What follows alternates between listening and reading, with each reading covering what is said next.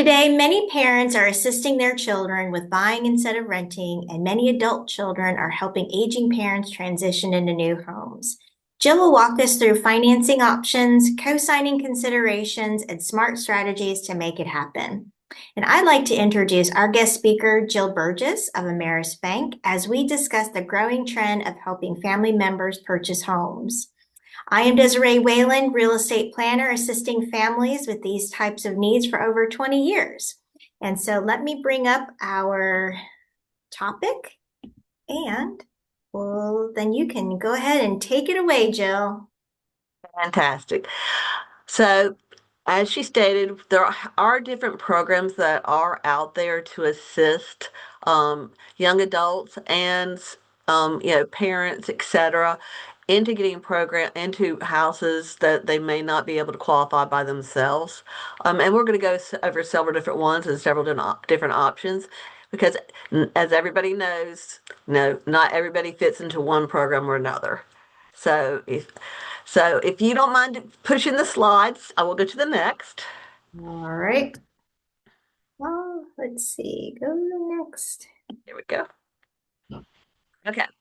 So one of the ways that you can help purchase a property for a young adult or even an aging adult for that matter is if you want to be a co-signer. Um, Basically, that means that the person that is going to be living in the house is going to be the primary residence, and you are co-signing for them for income. You can definitely co-sign for income. You cannot co-sign for credit. And one of the nice things about that is if the person that's going to be living in the house that you're co-signing for, if they're going to be the primary resident, then that's where they're going to live, then it can actually be treated as a primary residence as far as purchasing, so your minimum down payments are considerably less. With that, generally, I am going to say that we will almost always go FHA if at all possible, and the reason for that because FHA does not have any guidelines as far as the person that's buying having to have any of their own money into the program. So you Okay. can co-sign and use your money to for the down payment and closing cost, etc. So that's why I would say that. Conventional is fine, but the person that's going to be living in the house has to have 5% of their own funds. So you can't do all funds from the parent type situation. So that's why, we almost always go FHA in that type of situation.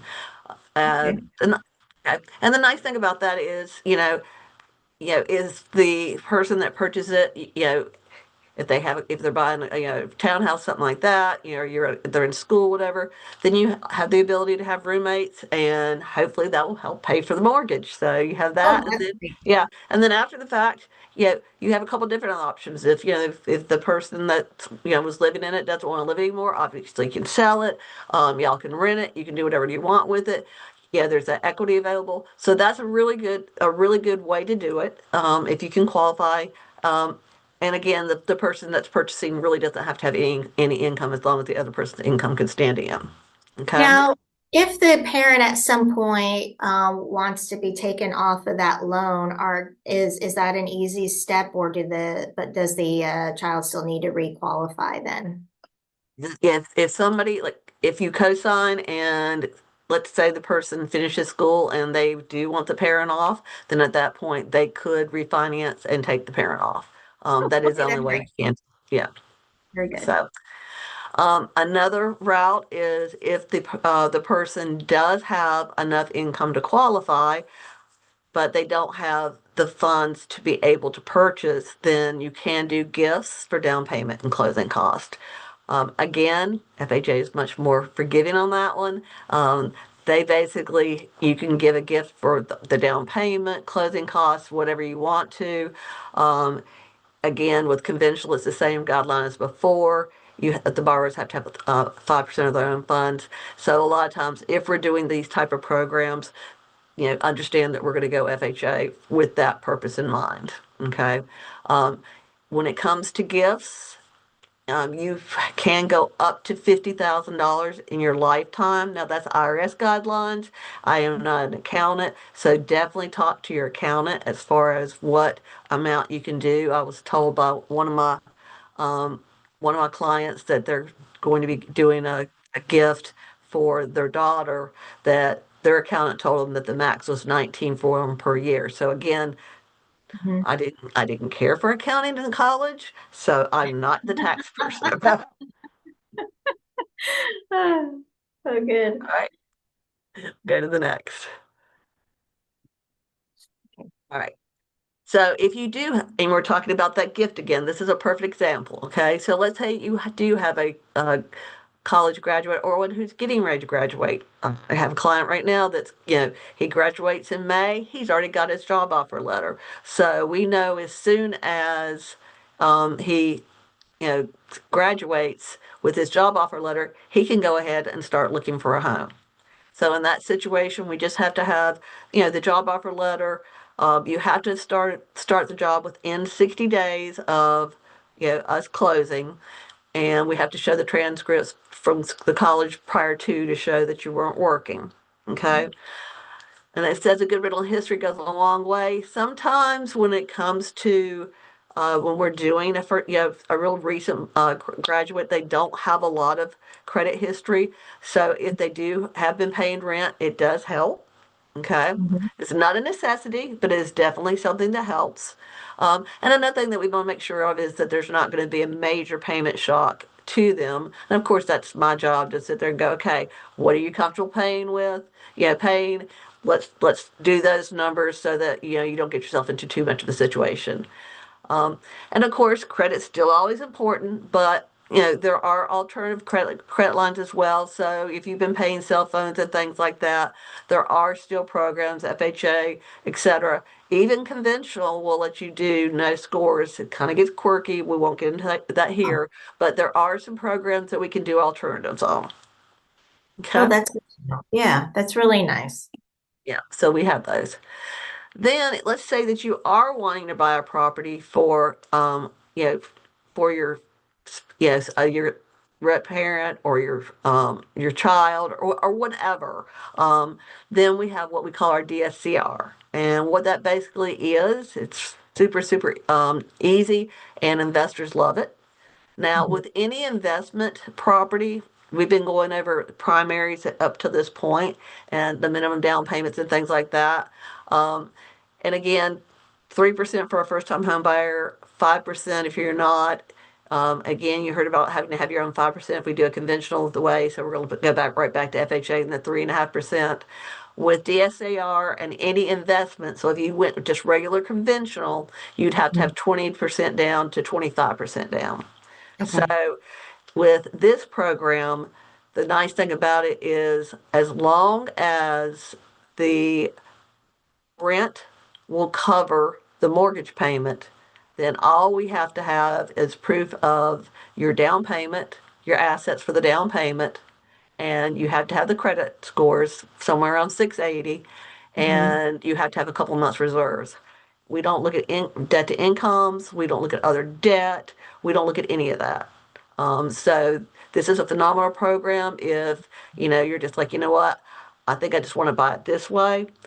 And again, then it's just a really easy, clean, boom, we're done. As long as that rent covers the mortgage payment, you show any problem.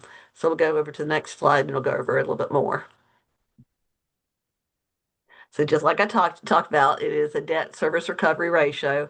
So let's say your mortgage payment, and I'm just going to use easy numbers. Let's say you're buying a $250,000 property. You put your 25% down. There is a pricing break between 20 and 25. That's why I keep mentioning those Oh, two okay. numbers. Okay, yeah, there really is. There's a big pricing break between the two, even on the conventional side as well. This is not a conventional program. This is what we call a non-QM. So you do have the ability with this program to do fixed rates. You can do adjustable rates. If you want a lower rate and you're okay with a prepayment penalty, which you can't have on conventional loans, then you do get different rates on this. So that's why that's kind of something to talk about. Um, it is a great way. Like I said, you just qualify on the rent. So, like I was going to go over, you have a $250,000 house, you put your money down, and your total house payment with taxes and insurance and everything is going to be 1,800. We get an appraisal, and the appraiser actually gets rental comps. and the rental comps show us what the rents are in the area. And, you know, let's say a 3 bedroom, 2 bath, you just bought 250, your rental, your payment's 1,800 and the rental comps are going to come in at 2,100. You're more than okay. So all they have to do total is come in at 1,800. It This is is a a great non-owner. I'm opportunity. sorry. This is a great opportunity for families that are W-9 and are needing some tax breaks. So this is Hmm. an opportunity for you to talk with your CPA on how something like this would help you in the long term. Absolutely. I have several investors that use this program repeatedly, um, because it is just super easy. And especially my self-employed clients, my investors, they're if all of this self-employment income, they're you're not going to see it. I mean, you're not going to see that income. They're going to write it off. So this is again where this program just falls in beautifully. So remember that pretty well. It will do pretty much any type of property, as far as that's concerned. They won't do manufactured. Um, Condominiums, again, that's a little bit of a different world right now. We were just talking about that before we came on. So I will tell you, if you do decide that that's something you might be interested in, the very first thing we're going to do is we are going to do what we call our condominium questionnaire before you do any appraisals, you do any inspections, anything else, just to make sure that the condominium will meet the guidelines, because they just changed some of them, and some of them are for the good, and some of them are not for the good. Yeah, you gave me a good topic to put on LinkedIn. Okay. All right, next. So this is what I was telling about the difference is the difference with the traditional financing is you do have to verify on your income. And again, with the DSCR, all we qualify you for is rental income against the property, and we just have to show that you have the assets to do it. And the assets can actually be something like, again, I'm not using your debt to income. You went and got a home equity line on your primary residence. I can use that home equity line for you to be able to do to be able to buy a property with DSCR. So very, very flexible. And they do allow gifts, Oh, okay. which conventional will not allow. Okay. So again, this is just kind of the guidelines. You can purchase a refinance. So let's say you bought an investment property and you're wanting to refinance. Maybe you paid cash for it, which a lot of people do. Um, and you're like, hey, I've redone this house and it's worth a whole lot more. We will still do a DSAR on that one, and and do a cash out if they need to do it. We'll go up to 1 to 4 residential investment properties, so you can have a 4 unit. Again, rents just have to be able to cover the total price. We will look at long term and short term. So Airbnbs, as long as we have Airbnb history. I've done a couple of those, in the coastal areas and in the mountains. We don't have so much around here. But anyway, as long again as it covers, then you're fine. Now, Loan what amount. about if it doesn't have a history, but the community itself does? The community itself has a good Airbnb history, then you can use that as well. Okay. Okay. Loan amounts up to 300,000. Going to have to say that probably is not going to be very much one we'll see much of, because I mean, 3 million. I don't see many $3 million properties rented, and if they are, I doubt very seriously if I'm going to be able to show the rent to cover the payment. So usually, the highest I've seen on a DSCR has probably been in the 400s, and again, that's going to be more in the coastal areas where I can show the difference. But you start getting a little bit higher than that, and it's really hard to show it. So that would be something as well, that if you're interested in something, do some homework on that on the back end, just to make sure that we're going to be able to get the rental for it. Okay. 80%, like I said, if your investor is 75. If you've never bought a property before, you do have to put 25% down. Another great thing about this, you can title your property if you have an investment company, and then you can put it in the LLC. You do not have to do it into your name directly. So that's a big plus as well. Um, so you're personally responsible on the mortgage, but the property can actually go into the LLC. So you've got that. Okay. Again, we'll do the cash outs, and you do have interest only options as well. Again, just repeating, so I won't go a whole lot with this. There's no personal income to use. It's just a principal and interest. There is no mortgage insurance. Obviously, you're below 20%. There's no debt to income, and that's what I was telling you before. Gift funds are allowed, which they are not allowed on an investment purchase on a regular conventional loan. Um, there's no limit of properties. So where conventional stops you at 10 finance properties, there's no limit with this program. So, as long as they're cash flowing, you can keep buying them. And Now, how this long does it take? Regular conventional loans take about 30 days. Does DSCR loans take longer or shorter or about the same amount of time? shorter. I can usually Oh, close them in about 3 weeks. And oh, really, it really depends on how long it takes for the appraisal. The appraisal is really what takes is the longest thing because everything else, you know, take an application, pull credit, make sure we have the assets. That's it. That's all I need until we get a property. So there's not much to it. The other thing that's really nice about it is they will allow up to 6% seller paid closing costs, or, concessions, whereas with a conventional investment purchase, they only allow two. So, here's a situation where you can get the seller to pay your closing costs, and you not have as much money to come into the transaction. okay. That's good to know. Then we have the family opportunity loan. So this is a true conventional loan. And it basically, as you can say, it purchases a home for a qualified member at unoccupied rates and down payments, even though they're not going to live there. It's basically it's for somebody like a parent that cannot afford the house. The child or children can come and buy it in their name, um, Okay.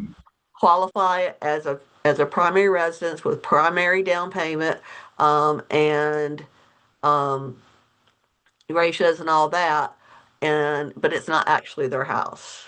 Hmm. Okay. Um, so the borrower doesn't. You have to. The borrower themselves uses their income, assets, and credit. The occupying family member is even on the loan. So I'll use the Okay. example again of somebody I did last summer. Um, Mom lived in Burlington. Daughter lived in New York. Mom needed to move out of her two-story townhouse. It was just too much for her anymore. So daughter went in and did the family opportunity loan and bought her a single family home doing it this way. Okay. Very All right, good. and then it goes to the next one and it'll kind of give you a little bit more on who it's for.